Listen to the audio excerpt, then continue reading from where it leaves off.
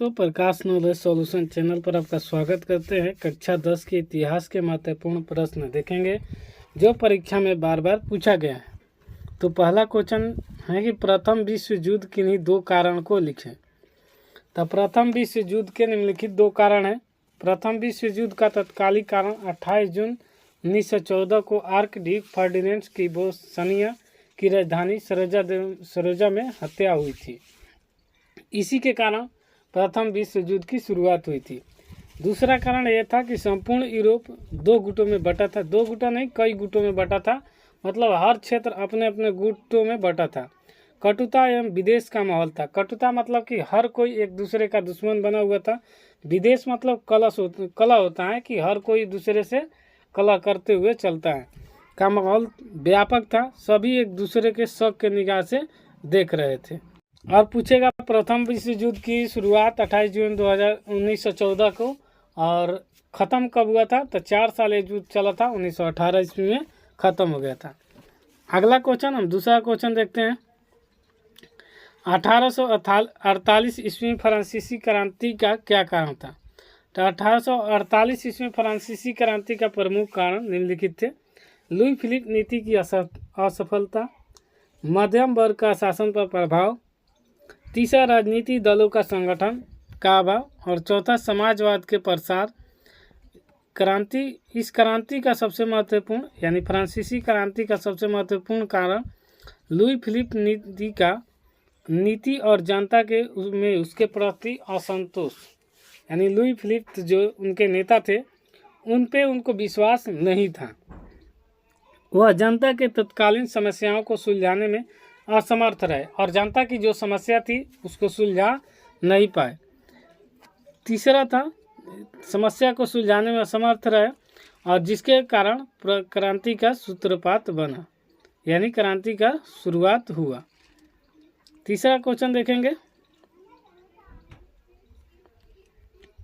करें हिंद चीन में फ्रांसीसी प्रसार का वर्णन करें।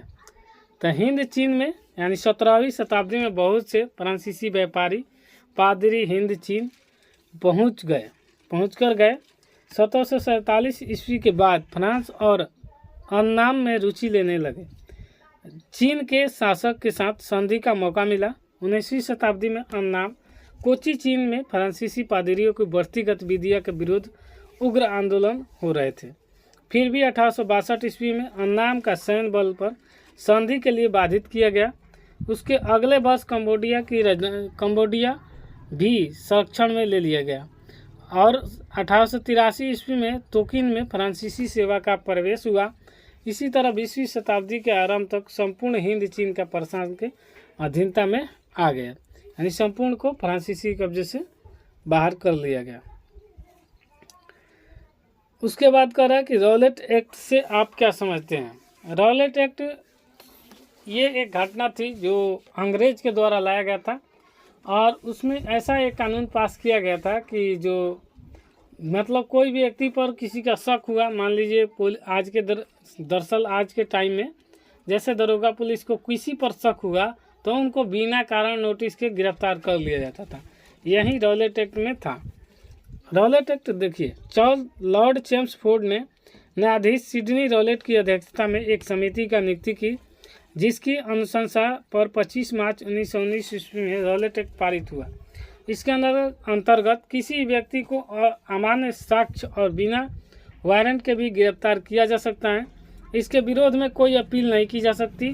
भारतीय नेताओं के विरोध के बाद भी ये विधेयक लागू कर दिया गया था। भारतीय नेता किसी को ये बात पसंद नहीं आई कि ऐसा नहीं होना चाहिए, तभी उसके बाद भी अंग्रेजी शासन ने इस पर लागू कर दिया था। अगला क्वेश्चन है पांचवा, भूमंडलीकरण के भारत पर प्रभाव का स्पष्ट करें। भूमंडलीकरण पर भारत का व्यापक प्रभाव पड़ा। 1991 में ईस्वी में आर्थिक नीति की घोषणा हुई। इस वक्त 1991 में ही आर्थिक नीति की घोषणा हुई थी। ये बार बार पूछा जाता है कि आर्थिक नीति की घोषणा कब हुई थी। तो 1991 ईस्वी में, आप ये भी याद रखेंगे। बाद में भारत पूंजी के निवेश और व्यापार में काफ़ी इजाफा हुआ। भारत में दिन पर दिन प्रगति आपको देखने को मिली ही है। पूंजी निवेश के कारण देश के आर्थिक विकास की गतिविधियां हुई। भूमंडलीकरण के कारण देश में सेवा क्षेत्र में काफ़ी तीव्र गति से विस्तार हुआ। इसमें जीविकोपार्जन के कई नए क्षेत्र खुले हैं। सेवा क्षेत्र के अंतर्गत बैंकिंग, बीमा, संचार, व्यापार आदि क्षेत्र में भारत आज विश्व का अग्रणी देश है। आज भारत कंपनियों विश्व स्तर पर अपना दबदबा कायम किया है। वैश्विक स्तर पर भारत के लिए रोजगार के नए नए अवसर खुले हैं। देखिए, भारत में आज कोई कहे बेरोजगारी है, नहीं है। बेरोजगारी वही है जो दहचोर है, मतलब कि कोई करना काम नहीं चाहता है, उसी के लिए बेरोजगारी है। आज हर सेक्टर में भारत के लिए कोई ना कोई इनकम खुला हुआ है। भारत में कहेंगे गरीबी, गरीबी भी नहीं है। मतलब आप गरीबी उसी के लिए है जो दिन भर नशा वशा करके इधर उधर किसी के साथ झंझट करते रहते हैं और गाली गलौज लगे रहते हैं। भारत में एक से एक अभी पर नया नया क्षेत्र में रोजगार, जैसे हाल ही में इंटरनेट क्षेत्र में, बाजार में, बैंकिंग क्षेत्र में, आपको हर सेक्टर में रोजगार का बढ़ोतरी देखने को मिली है। आप बाहर जाइए, इंडस्ट्री में बहुत सारा रोजगार खुला हुआ है। अब लोग गांव में ही रहकर कहते हैं कि रोजगार ही नहीं मिला। भारत आज बहुत आर्थिक स्थिति से उभर गया। पहले भारत में स्थिति थी कि खाने की कमी थी, अब भारत में वैसा स्थिति नहीं है। 6वां क्वेश्चन कर रहे हैं, दांडी यात्रा का उद्देश्य क्या था? गांधी जी ने सविनय अवज्ञा आंदोलन की शुरुआत दांडी यात्रा से ही की थी। दांडी यात्रा का मुख्य उद्देश्य था समुद्र के पानी से नमक बनाकर कानून का उल्लंघन करना तथा पूरे देश में नमक कानून का उल्लंघन किया गया था। इसीलिए दांडी यात्रा का मेन उद्देश्य था कि ये कानून का जनता आंधा कानून कहा गया था और रॉलेट एक्ट के बाद ही कानून को कहा गया कि इस कानून को ख़त्म किया जाए सरकार से, लेकिन वो मानने के लिए तैयार नहीं थी क्योंकि उनको फ़ायदा था। और यहाँ के लोग को बहुत दिक्कत थी कि किसी भी व्यक्ति को आप जब मर्जी तब गिरफ्तार नहीं कर सकते थे। उसी के बाद रॉलेट एक्ट के बाद ही दांडी यात्रा का शुरुआत हुआ था। और दांडी यात्रा का उद्देश्य था नमक, समुद्र के पानी से नमक बनाकर पूरे देश में इस कानून का उल्लंघन करना। 7 नंबर क्वेश्चन है कि इटली के एकीकरण में मैजिनी का क्या योगदान था? तो मैजिनी एक उदारवादी राष्ट्रवादी क्रांतिकारी था। ये इटली के निरंकुश शासक का मुक्त कराना चाहता था और इसे एकीकृत गणतंत्र के रूप में देखना चाहता था। वह जोग सेनापति के साथ साथ गणतंत्र विचारों का समर्थक भी था। अपने उद्देश्य के पूर्ति के लिए अपने यंग इटली नामक एक संस्था की स्थापना की। उग्र राष्ट्रवादी विचारों के कारण मैजिनी का निर्वासित होकर इंग्लैंड जाना पड़ा और वहीं ने अपने लेखों एवं रचनाओं के जरिए इटली का एकीकरण के आंदोलन को प्रेरित करता रहा। मैजिनी को इटली का एकीकरण का पैगंबर भी कहा जाता है। 8 नंबर क्वेश्चन है कि भारत के सोने की चिड़िया क्यों कहा जाता था? क्योंकि भारत को सोने की चिड़िया इसलिए कहा जाता था क्योंकि भारत यहाँ पर सूती वस्त्र का पहले बहुत ज़्यादा निर्माण करता था और यहीं जो जाता था होने से सूती वस्त्र को पैसा रुपया नहीं मिलता था, होने से हीरा चांदी सोना मिलता था। इसीलिए भारत के सोने की चिड़िया कहा जाता था। तो देख लेते हैं, भारत पहले सूती कपड़ों का प्रमुख उत्पादक एवं निर्यातक था। उत्पादक मतलब निर्माण करना और निर्यातक मतलब दूसरे देश में बेच देना। स्थल और जल दोनों मार्गों से भारत के कपड़े और मसाले दुनिया के दूसरे भागों में पहुंचते थे। वापसी में सोना चांदी जैसी कीमती धातु यूरोप में भारत पहुंचती थी, इसलिए भारत को सोने का चिड़िया कहा जाता था। अब नहीं कहेंगे क्योंकि अभी भारत की सोने का चिड़िया अब नहीं रहा है क्योंकि उसके पास अभी सोना नहीं है। अगला क्वेश्चन है 9 नंबर क्वेश्चन कह रहे हैं कि बारदोली सत्याग्रह पर एक संक्षिप्त टिप्पणी को लिखें। तो ये भी एक बारदोली सत्याग्रह में सरदार वल्लभ भाई पटेल की उपलब्धि बारदोली के महिलाओं के द्वारा दिया गया था। ये भी ऑब्जेक्टिव में कभी कभी पूछा जाता है। कब हुआ था? तो 1928 ईस्वी में हुआ था। फरवरी 1928 ईस्वी में गुजरात के सूरत जिले में बारदोली तालुक में भी लगान वृद्धि, लगान मतलब कर होता है, लगान वृद्धि के खिलाफ किसानों को असंतोष की भावना जागृत हुई। सरकार द्वारा गठित बारदोली जांच आयोग की सिफारिश पर किसान और असंतुष्ट रहे। उन्हें सरकार का निर्णय के विरुद्ध आंदोलन छेड़ा, जिसमें सरदार वल्लभ भाई पटेल को निर्णायक भूमिका रही। इस अवसर पर सरदार भी का लय उन्हें किसान की समस्या को प्रति बुद्धिजीवी को भी जागरूक किए और महिलाओं को भी इसमें भागीदारी का अवसर प्रदान किया।